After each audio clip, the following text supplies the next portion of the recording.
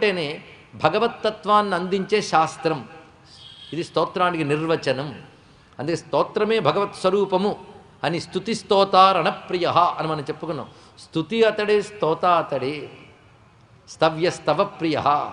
ఇవన్నీ కూడా మనం గమనించినట్లయితే స్తోత్రం అంతా కూడా భగవత్ తత్వాన్ని మనకు అందజేస్తూ ఉంటుంది.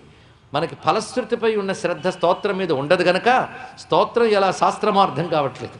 కానీ స్తోత్రంలో భగవత్తత్వం ఉంటుంది. నమస్యే పురుషం త్వాద్యమీశ్వరం ప్రకృతే పరం అలక్ష్యం సర్వభూతానాం అంతర్బహిరవస్థితం. పరమాత్మ తత్వం ఎంత పుష్టిగా ఉందో పరిశీలించండి ఒక్కొక్క స్తోత్రంలో. సృష్టికి ఆది అయినటువంటి వాడు, తనకి ఏ ఆది లేనివాడు, అన్నిటికీ తాను ఆది అయినటువంటి వాడు, ప్రకృతికి పురుషుడికి అతీతుడు, అంటే జీవుడికి ప్రకృతికి కూడా అతీతుడైన పురుషోత్తముడు, అటువంటి ఈశ్వరుడు అలక్ష్యం సర్వభూతానాం,